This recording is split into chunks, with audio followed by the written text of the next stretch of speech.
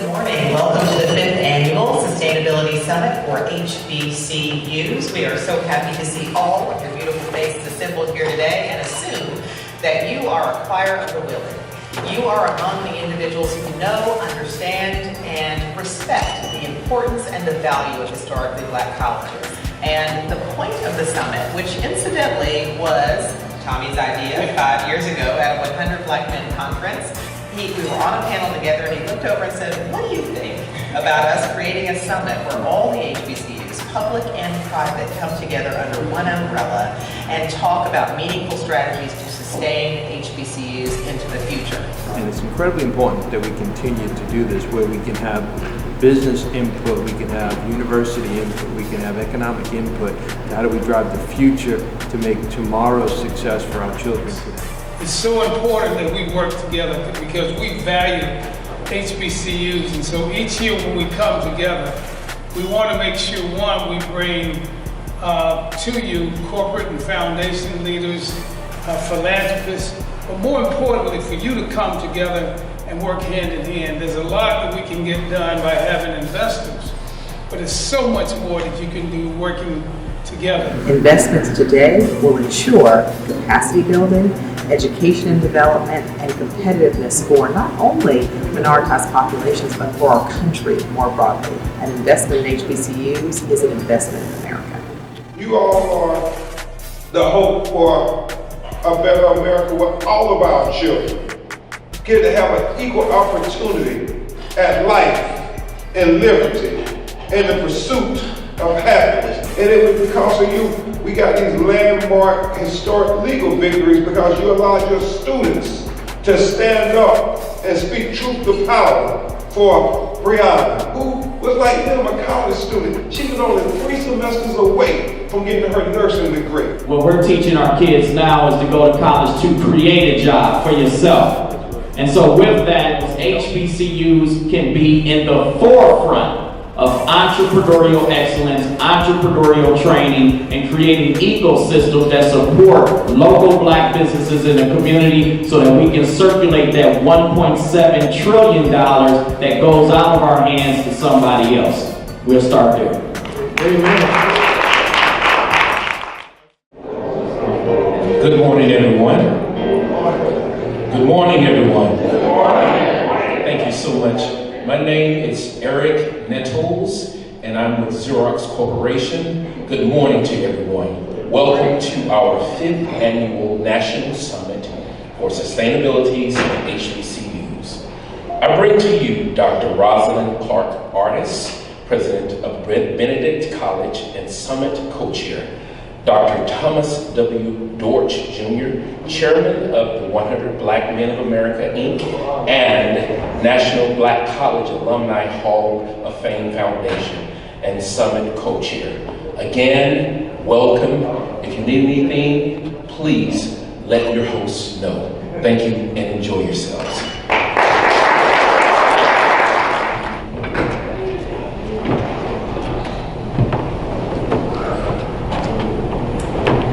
Well, good morning. Welcome to the 5th Annual Sustainability Summit for HBCUs. We are so happy to see all of your beautiful faces assembled here today and assume that you are a choir of the willing.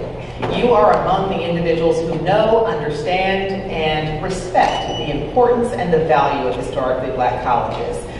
We, as in Mr. Thomas W. Dortch, and I, are very pleased to have you here today. And of course, for me to be able to be anywhere with this great lady is a pleasure. I think she's one of our phenomenal leaders, has made a difference. And so we've been working for months to try and make sure that we gave you a gathering, a summit that you can take home that will make a difference.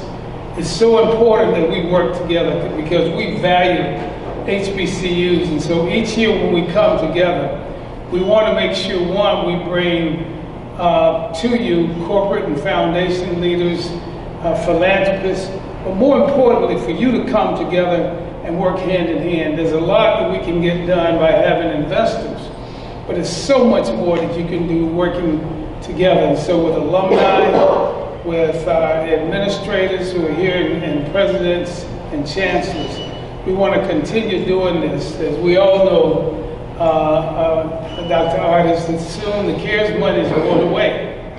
But we want to be here and be strong after CARES, and you've survived so well. So with that, it is an honor and a pleasure being a graduate of the Fort Valley State University.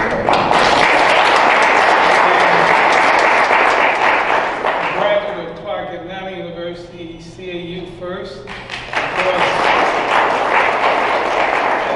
As you may know, W.B. Du Bois, all of his work that was done on the campus of Clark Atlanta University, and James Weldon Johnson did Lift Every Voice and Sing, and then being a trustee at also one of the greatest universities too, in Florida A&M University, and a trustee at now North Carolina Central State of Ohio, and of course CAU. So I'm there, and all of my children have gone because I bleed HBCUs, and 2 grandsons are at the Fort Valley State University right now. So I say that to simply say to each of you, we need you strong.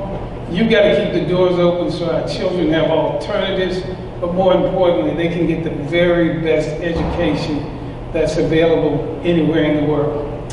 You know, I'm beginning to feel some kind of way up here. You've listed, Clark Atlanta and Florida A&M and the Fort Valley State. I'm waiting for an honorary doctorate degree to go for the 5, so I can come on and write my check. I'll write my check for Benedict. He already used his help the other day.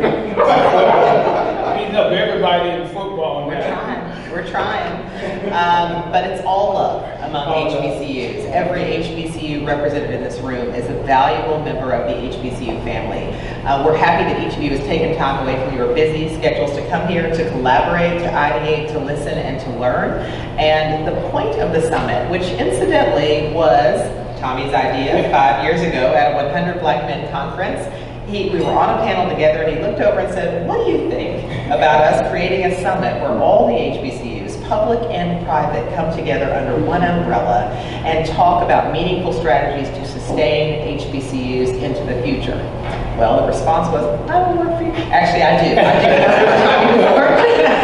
And as a result of that now, for the last 5 years, I've had the joy of collaborating at 0:30 in the morning on planning for this summit. And we're really happy to see your faces because we have been, of course, in COVID for the last couple of years. So as Peaches and Herb say, reunited, and it feels so good. So we hope that you will not only enjoy your meal, but that you will get some spiritual food out of being here for the next 2 days, that you will hear, listen, and learn something, that you will share something with your neighbors, that you will pick up business cards, digital or otherwise, for those of you who are new in the 21st century, but that you'll make a new friend, make a new connection, and take something home to your campus that can be of value. I think that's been Tommy's vision all along, that this not just be a gathering, this not just be a conference, but it be an opportunity to really learn something new, establish new relationships, engage with our foundations and our philanthropic community in meaningful ways that will sustain your campuses into the future. So with that, I will stop babbling and simply say welcome. It is so good to see all of you. And we want to thank Dr. Larry Robinson, who's been one of our leaders on the planning committee, and the president of Florida A&M University, Dr. Robinson.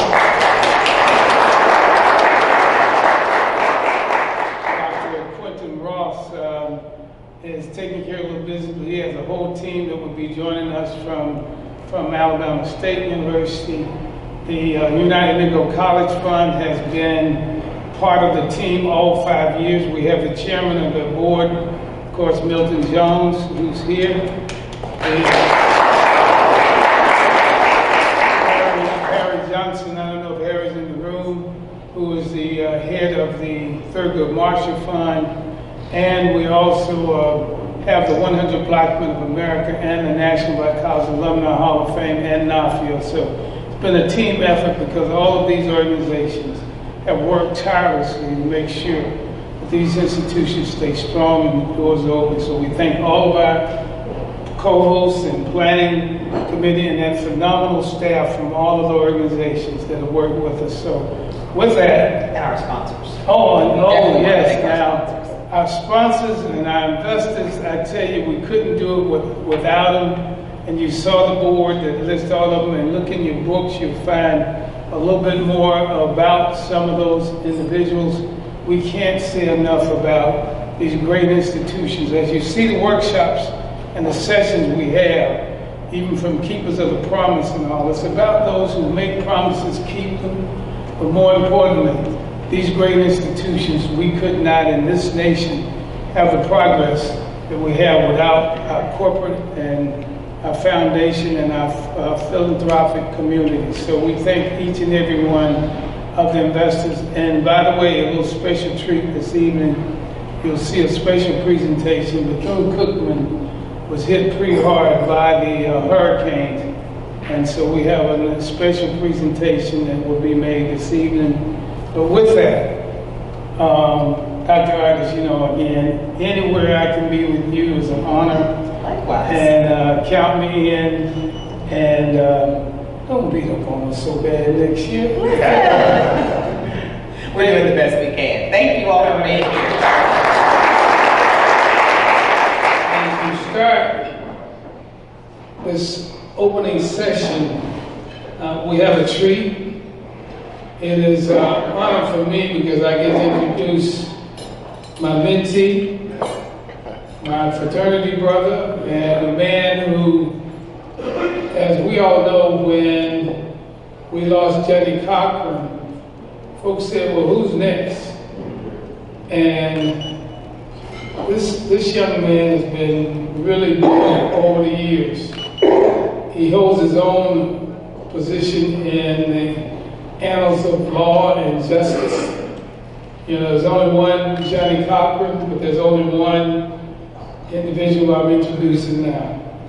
He's been around. We remember when the tragic loss of young Trayvon Martin. We looked at the years and looked at the situation with Breonna Taylor. We also, when we look at what happened, that really changed the trajectory of where we are in this country as it relates to the whole issue of law enforcement and all, and his efforts there with the George Floyd case, which is one of his cases. I can go on and on and on in terms of what this great jurist, great attorney has done in his short lifespan. And I'm not going into all of that other basic stuff because you know and you can read about him. But I tell you, I am so honored to call him a friend. I am just so proud that we have a soldier out there who does what he does on the front line. And just thinking about last night, as I bring him up, they say when it's time for justice, who you going to call? Ben Crump. Yes, come on up, Ben.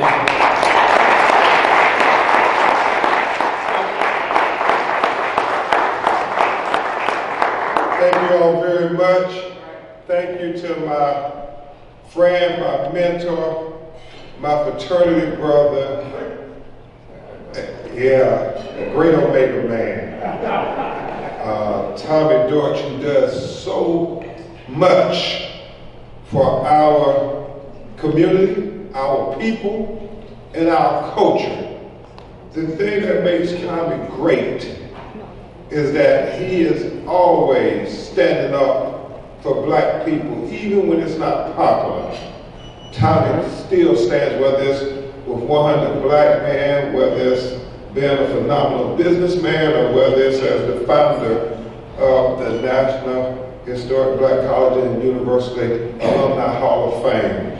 Tommy, man, I can go on and on about you. My heart is filled just being in your presence yet again. Please give a great round of applause for Tommy.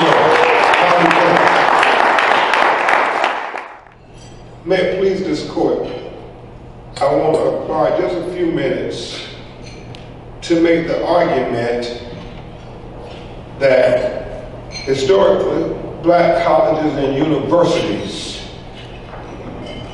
are the greatest chance for America living up to its creed. We are the hope for America, to be able to honor all the promises that we write on federal courthouses, on government buildings. It is you all who are leading the way to make America a better America, where George Floyd gets an opportunity to take another breath without a police officer putting his knee on his neck for 9 minutes and 29 seconds while he says literally 28 times, "I can't breathe." You all are the best hope for a better America, where Breonna Taylor gets to sleep in peace throughout the night without the Louisville Metropolitan Police officers busting open her front door at 1 o'clock in the morning and literally mutilating her with 9 bullets while she's practically naked in her nightgown in her own apartment. And you all are the best hope for America, an America where Ahmaud Arbery gets to run free without being lynched in Brunswick, Georgia for jacking while black. Not in 1940, not in 1950, but in 2020, in our day, they lynched that young brother. You all are the hope for a better America where all of our children get to have an equal opportunity at life and liberty and the pursuit of happiness. And you continue to demonstrate it no matter what the obstacles are. You demonstrated it during a pandemic where you were able to continue to educate and cultivate young minds even during a pandemic. And it was because of you we got these landmark historic legal victories, because you allowed your students to stand up and speak truth to power for Breonna, who was like them, a college student. She was only 3 semesters away from getting her nursing degree. For Ahmaud Arbery, who was working part-time and going to community college part-time. I mean, Ahmaud and Breonna could have been a Rattler, Dr. Robinson. Dr. Davis, he could have been at Livingston College.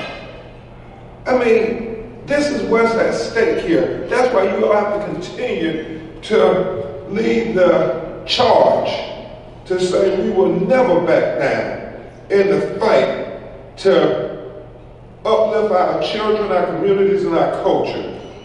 I think so often about how certain people shy away from speaking truth to power, but not you all. You all have to continue to do it on a regular basis in your cause. Chris will tell you, I get in trouble sometimes, y'all. When I go in court, Tommy, you know, we be picking the jury, and, you know, most of the time, the prospective jurors are predominantly white. And so, normally, you know, we're representing a marginalized person of color, a black or brown person, and we're going against a powerful white institution, whether it be the city or a corporation for discrimination or whatever the case may be. And I make it my business, Dr. Artist, I make it my business to go to each juror and ask them one by one. Now, I know you can quote the Declaration of Independence, but what I want to know is, do you really believe it? You know, do you really believe it when you say, we hold these truths to be self-evident, that all men are created equally, that they are endowed by their Creator with certain inalienable rights, that amongst them are life and liberty and the pursuit of happiness. And I mean, I try to make each one of them commit to that. And then at some point in time to do it, the opposing counsel say, objection, Your Honor, Attorney Crump is badgering the prospective jurors. And I'm like, See, they don't want to talk about equality and justice. We're here to talk about equality, and the judge will normally reprimand me, be about to hold me in contempt of court, but there's no doubt that everybody knows what this case is about, that we want to make sure that this dead black person or brown person will be seen equal as the white police officer that shot him in the back. Or this black woman who got paid 3 times less than a white man for doing the same job will be treated equally. It is going to be no doubt when I finish that jury selection that they know what the crux of this case is about. And now, if the judge hold me in contempt, I don't want y'all to let me stay overnight in jail. I want y'all to college campuses march and get Crump out. Because we fighting for us, y'all. We fighting for us. And we have to speak that truth to power, y'all, because if we don't, they continue to kill our children, to kill our young people. And what's worse than how they killed Trayvon Martin, 17 years old, walk home for a bag of Skittles and a can of iced tea, minding his own business on the cell phone, talking to his high school classmate, when he got profiled, pursued, and shot in his heart. Hard to believe, talking about it been 10 years ago. And worse than how they killed Michael Brown and Ferguson, hands up, don't shoot. Worse than how they killed 12-year-old Tamir Rice, playing on the playground by himself, and the police officer, Chris, you remember, comes up in less than 1.7 seconds and shoots twice in that baby's torso, killing him in the snow. Worse than how they killed Eric Gardner in Staten Island, New York, the first I can't bring case. Worse than how they killed Eric Gardner, Walter Scott running away in North Charleston. Worse than how they killed, Sandra Bland in Houston, outside of Houston, Texas. Worse than how they killed Stephon Clark in his grandmother's backyard in Sacramento, California. Worse than how they killed Atiana Jefferson babysitting her nephew in Fort Worth, Texas, when the officer shot through the window. Worse than how they killed Pamela Turner, a black woman having a mental health crisis on her back, saying, I'm pregnant, and the police officer shot her 3 times, one in the face, one in the chest, and one in the stomach. Worse than how they killed Ahmaud Arbery when they lynched him. Worse than how they killed Breonna. Worse than how they killed George Floyd is how they kill our children in every city, in every state, in every courtroom, every day with these trumped up felony charges. And I do mean trumped up felony charges. I mean, oftentimes you see young white people and young black people who have very similar fact patterns. And you will see the young white person come up there and they'll get a slap on the wrist. And then they'll be escorted out of the courtroom and they will be given every opportunity to live out the fulfillment of their destiny that God has for them, and every opportunity at achieving the American dream. And that young brother, that young sister, similar fact patterns taken to the corner of the courtroom, fingerprinted, handcuffed, and convicted of a felony conviction that they now have to bear like a cross for the rest of their entire lives. In this technological age, the first thing people do is type their name in the computer. And if you're a convicted felon, it's the first thing that pops up. Y'all do understand, in states like Florida, Texas, and Tennessee, 1 out of every 5 black men are a convicted felon. And most of the states have very similar statistics, Brother Chambers. They say if this trend continues in the next 25 years, 1 out of every 3 black men in America will be a convicted felon. So I want y'all to do me a favor. I want you all to think about if you have a black male son, or If you don't, just imagine for a second with me. And think about you having a black male nephew. And imagine you have a black male cousin. And I want you to imagine that they're all around the ages of 6, 7, 8 years old. And in your mind's eye, I want you to imagine that they're at play, as most children often do. And while you're looking in your mind's eye at these 3 little black boys, I want you to imagine, as you observe them, which one of them in the next 10 to 20 years is going to be identified as a convicted felon and be deemed to have no constructive qualities to give society, no redeemable qualities to give society.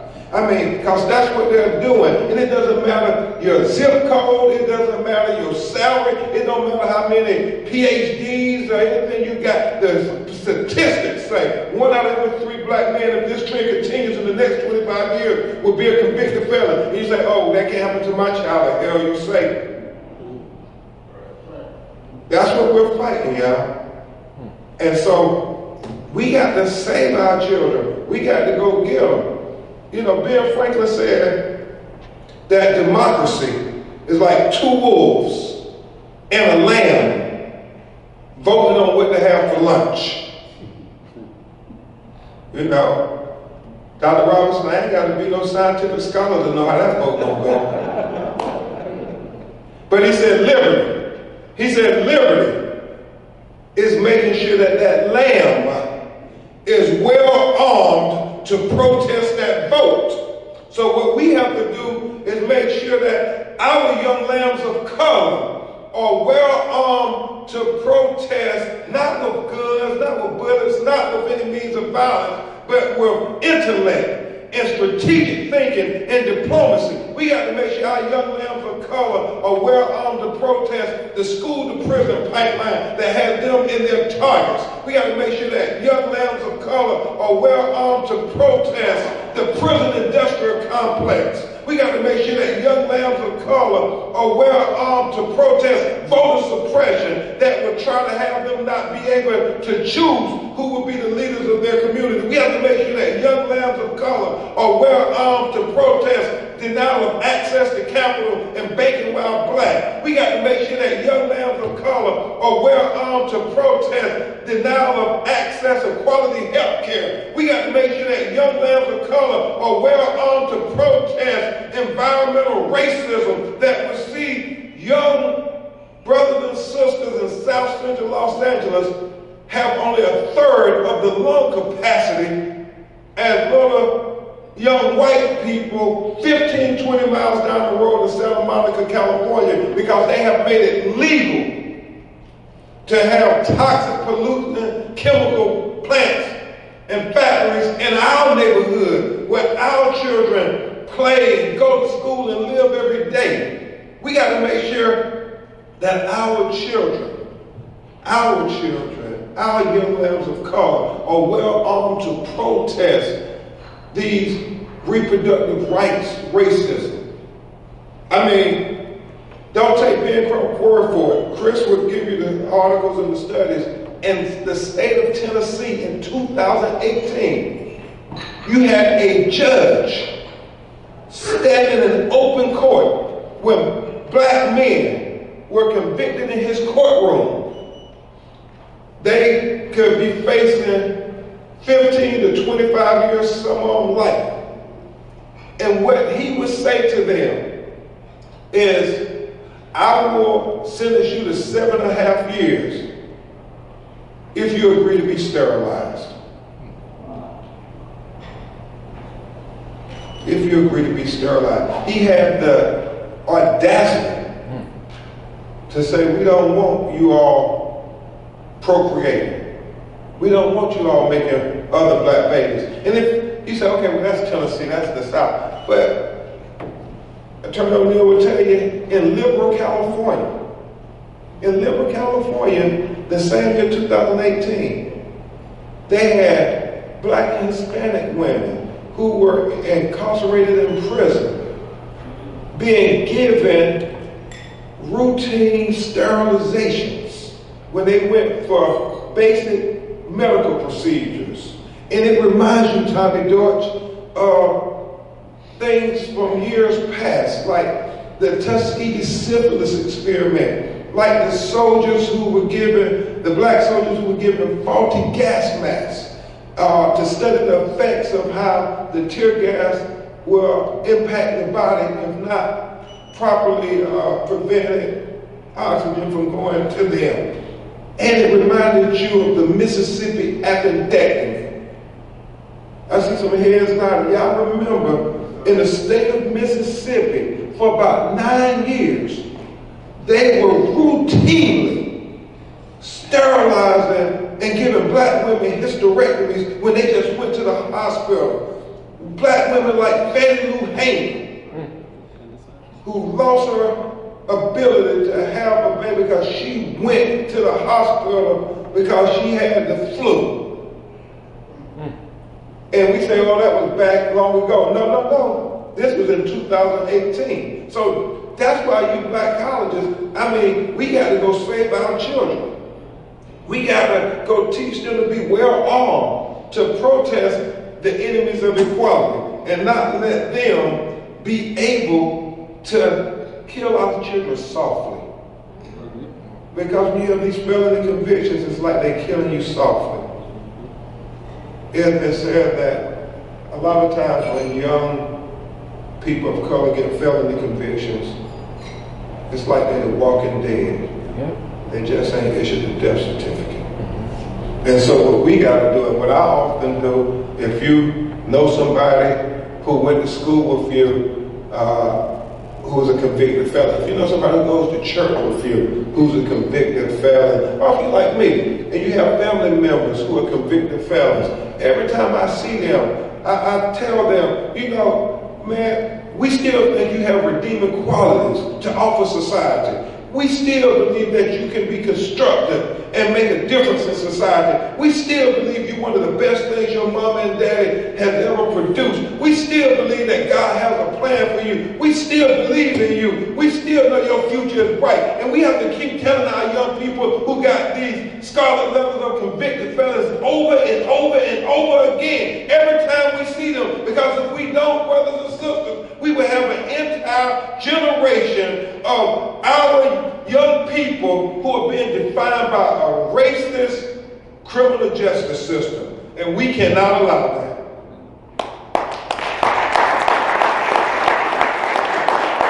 We cannot allow that.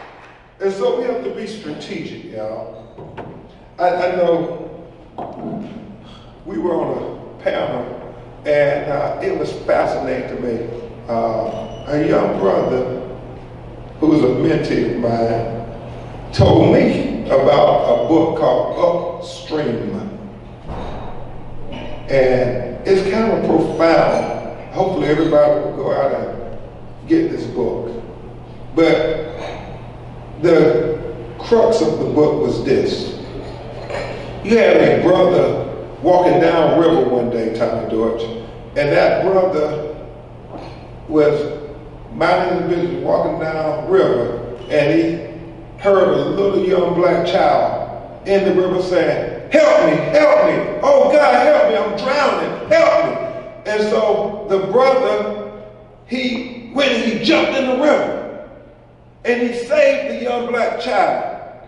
And he said, man, I'm happy I was here, because if I wouldn't have been here, we would have lost that black child. So just as he was gathering himself and feeling pretty good about himself, Dr. Artist, he then heard a second black child saying, help me, oh my God, I'm drowning, help me. And then the brother again went and jumped in the river, and he saved that black child, that second black child. And just when he was wiping the water off his shoulders and gathering himself, he heard a third black child, Dr. Robinson, who said, help me, oh my God, help me, I'm drowning. And he jumped in the river again, and he saved the third black child. And then when he got out this time, he said, what I want to know is who the hell upstream is throwing our black children in the river? Because if we downstream trying to save them, we gonna never be successful. We got to go upstream and be strategic and prevent them from throwing our children in the river. And so you all are uniquely qualified to go upstream like nobody else in America to save our children. I mean, you all have to be the ones that prevent them from getting caught in the trap.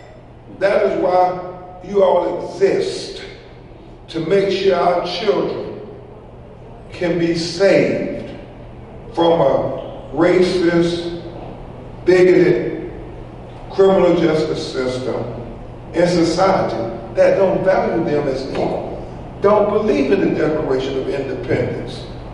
You know, we have to continue to tell them, I want to know if you really, really believe in the Declaration of Independence. And you got to be courageous. You got to speak truth to power every chance you get. My grandmother used to always tell me when I was a little boy, she said, baby, if you ever get a chance to speak truth to power, you do it. We got to make sure that our children are more intelligent than those who would seek to oppress them. That's the only way we're going to win this war. And that falls at your footstep. And I promise you, if you all keep making sure our children are more intelligent than the oppressors, then the enemies of equality will not win this war. Our children, all of our children, will win this war for liberty and justice for all. God bless you.